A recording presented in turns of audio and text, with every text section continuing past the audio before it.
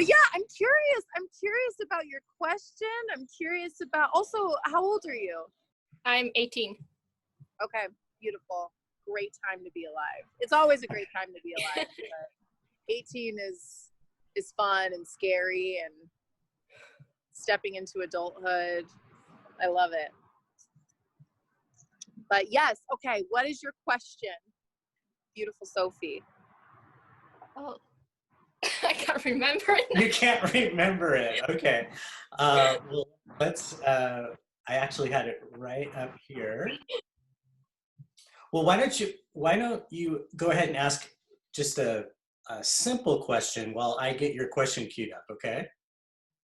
Okay.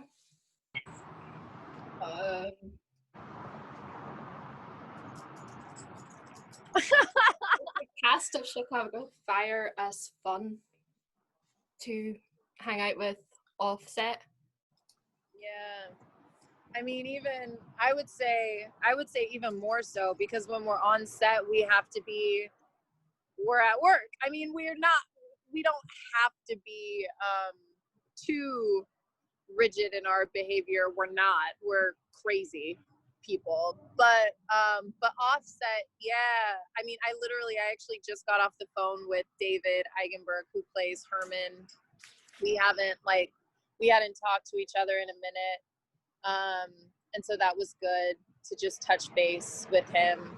But yeah, I miss everyone. This is the first time in 4 years, 8 years for them, but it's the first time in 4 years for me that I didn't spend my birthday with them, that we all weren't together, starting July, because we're not shooting because of the pandemic. So yeah, but yes, to answer your question, like we all love each other so much. I don't know how it happened. It doesn't always happen on shows or work environments, but yeah, like they're lifelong family members of mine.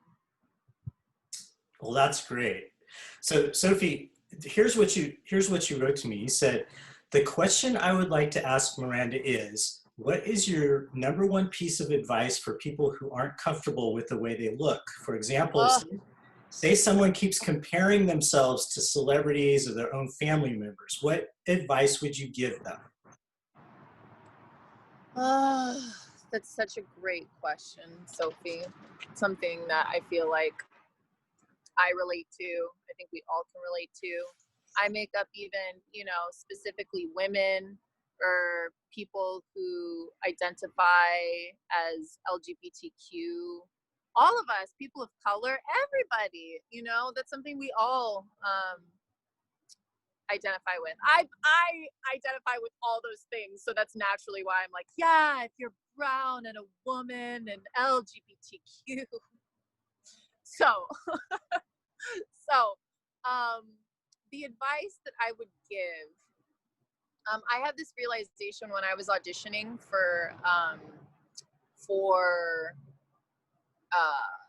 shows and things in LA, where it's really hard to not take things personally about the way that I looked, when I wouldn't get a job. And I thought to myself, like, I don't remember how it came about, but the thought was I think that putting together projects, it's like cooking. And sometimes your particular ingredient isn't going to be right for that dish. If I'm making lasagna, I will not use chocolate. I won't use it. Chocolate is an amazing ingredient, like beautiful, brilliant. Like there are people who are addicted to chocolate. But if I'm making lasagna, I'm not going to use chocolate. And I think that applying that to myself has helped me, even in relationships, just recognizing that, like, listen, like my ingredient maybe just doesn't vibe well with this particular ingredient, but that doesn't make me any less delicious. And I think too that, like, being bombarded with images all the time. Especially you're 18, so you grew up with Instagram and Facebook, and so like I think that we have, as a society, have forgotten that the world and the earth are two different things, and we get really caught up in maintaining our social status in the world and not being present with the earth, with our breath, with our bodies just as they are, loving everything that I am, the fact that I exist. Like, you think about it. You think about how many millions of years it took for the earth to be in the condition that it's in right now so that you could be born exactly the way that you are. You know, like, screw Instagram. Like, think about that. You know, and that there's no one like me. And this is really good. I'm really glad that you asked this question, because it's like soul food for me. I think sometimes it's like when people, I don't know if you've ever had this happen, but when people ask you for advice and then you start talking and you're like, ooh, I needed to hear this. This is actually for me too. So thank you for being a channel, because yeah, I go through that too. I'm making music right now in Oakland, and I have had so many times in the process where I'm like, well, this doesn't sound like Rihanna, so it's obviously garbage. And it's like, what if I just allowed myself to exist exactly as I am? What if, like, the more that I love and appreciate myself, the more that I can be a gift to my community, to my society, you know? I don't think that there's any one particular piece of advice that I gave you, but I just talked a lot. I don't know if any of that's helpful. I'm curious, what's present for you right now? What is there more that you want to like talk about or elaborate on? No, that did answer my question. That was very helpful. And I think just remember too, like, something that helps me sometimes is when I'm in the middle of turmoil or feeling low self-esteem, I tell myself that there will come a time where I am not in this space. There will come a time that I'm not here anymore. And I think that as an 18-year-old in a world that is going through a pandemic, that is going through a social awakening about racial injustice, and so many things are coming to light, there is so much fear in the atmosphere, and it's going to manifest in your mind in different ways, whether it's I'm afraid that I'm not pretty enough, I'm afraid that I'm not this enough, I'm afraid that I'm not good enough. You know what I mean? That's also just like the collective energy affecting your individual body. So it doesn't necessarily mean that those thoughts are true. It just means that we're all living in a time where there's a lot of fear. And so, you know what I mean? So to just be able to hold those thoughts a little lighter, like we don't necessarily need to follow them and go down the rabbit hole and let them drive the car of your life, you know? Well, Sophie, that's pretty awesome advice. The other question you had for Miranda is it's a shorter one. Did you always want to be an actress?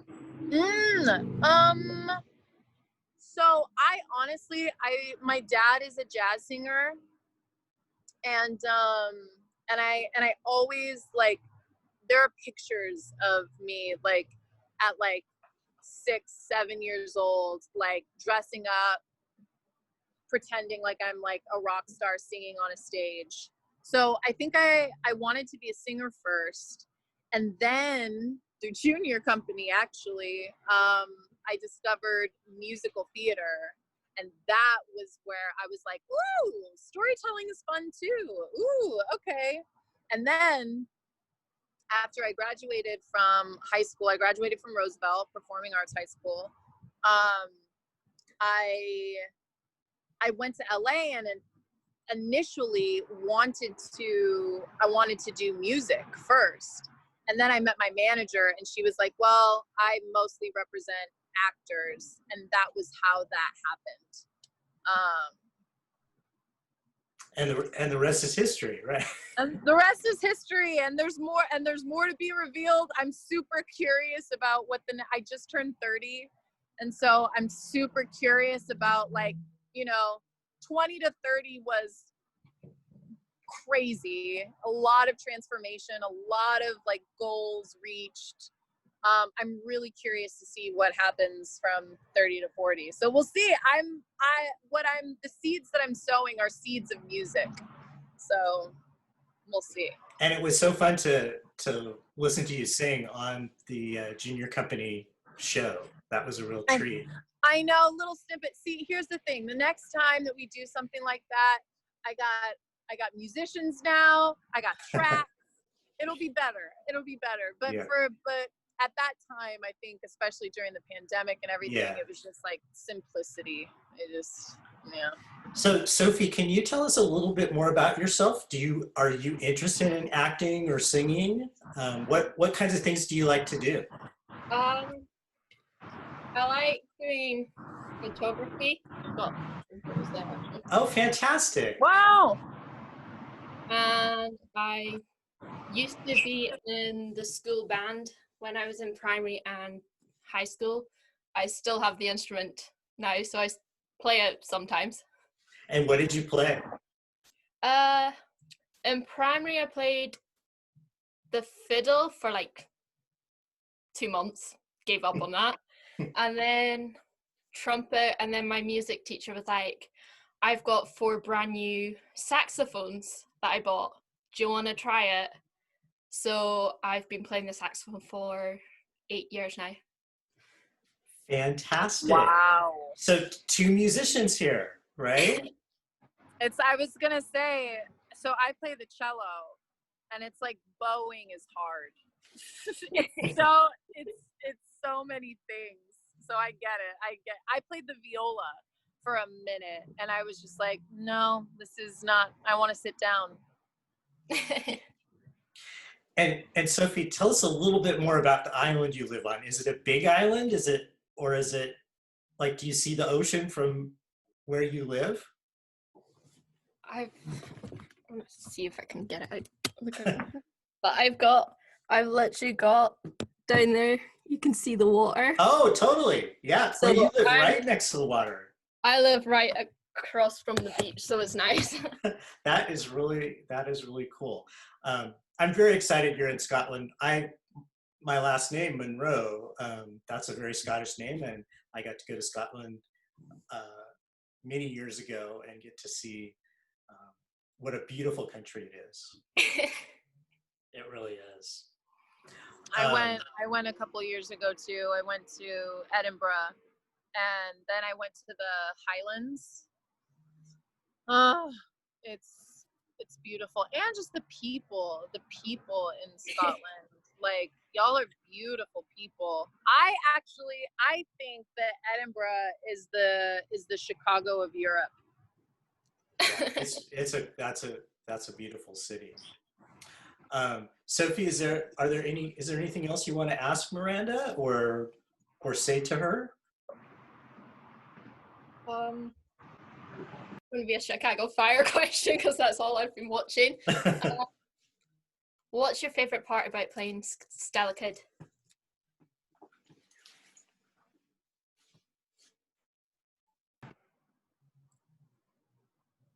My favorite. Oh, could I give you like a top 3? Yeah. Okay. Top 3. The cast that I'm surrounded by, like the cast and crew that I get to work with. I would play any role on that show, really, you know, like just because of who I get to interact with. Two, I love playing a firefighter. I love that I kind of get to, like, even in a very cathartic, like, psychoanalytical way, like I get to play out like my hero fantasies. Like there's a part of me, you know what I mean, that like wants to be the hero, that wants to be the savior.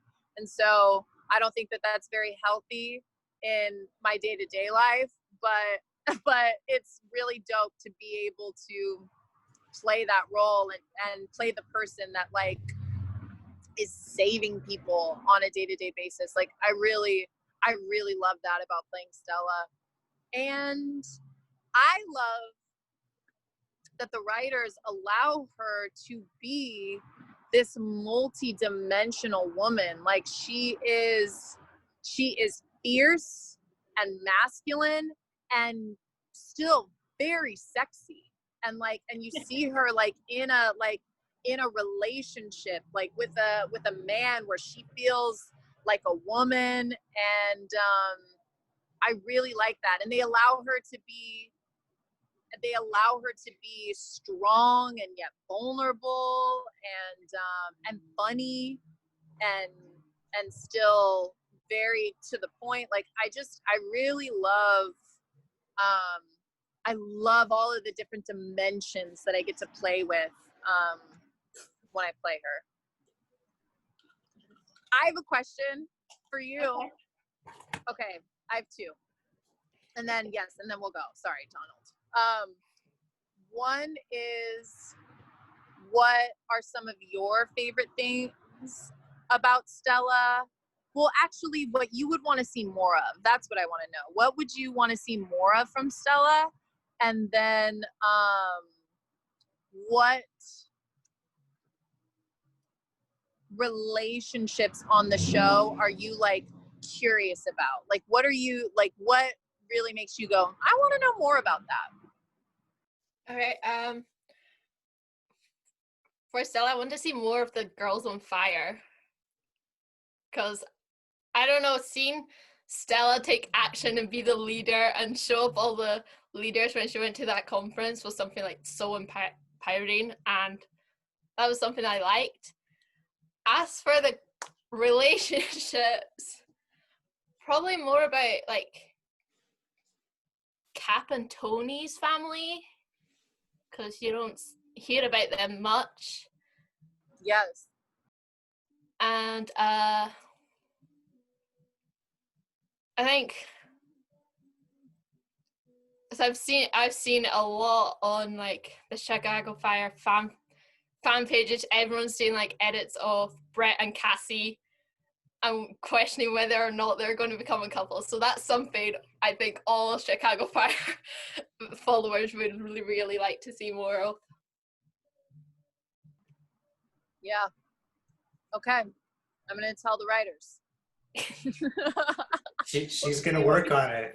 I'm going to work on it. I'm going to take that feedback. Listen, they don't listen to me most of the time, but I think I love to hear, you know, what you as a fan are like curious about and what you want to see more of and what you like and what you don't like. So thank you.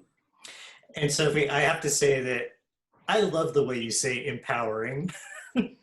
It's inspiring in itself. Yeah, empowering. It really is. And it's great to think that, Miranda, you're playing this character who is inspiring women around the world.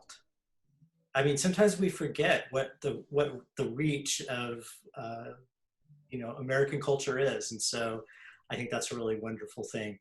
And Miranda, I'll just let you close with, I'll let you say goodbye to Sophie, and maybe if you want to give us another shout out to the juniors. I know that they were really excited that you were able to be on their show, and I loved watching the whole thing. I loved the hot pepper contest. I thought that was hilarious, and I just thought the whole thing was really great, and you added a lot to it.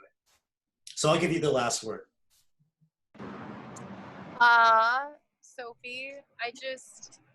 For whatever it's worth, your energy is so beautiful. I really believe that you have so much to offer the world and your community, that you are gorgeous inside and out. And I'm excited I hope that just via the interwebs that I can see your art.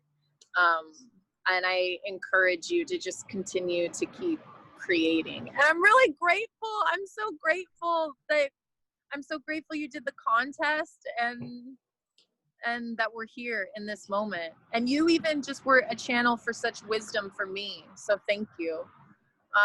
Junior company, I love y'all so much. I'm so proud to be a former junior. Y'all are such inspiring, innovative, young people. The fact that you did this virtual cabaret for the community, initially didn't even want to have it be a fundraising event, I think speaks volumes to the beauty in your heart and the character in all of you. So I just honor you. I'm inspired by you. And thank you to all the parents, to Nicolette, to Julie, to everybody that keeps this foundation going. It changed my life. I know that it's changing the lives of kids who are involved. And yeah, I'm excited for whatever we create next, whatever you create next.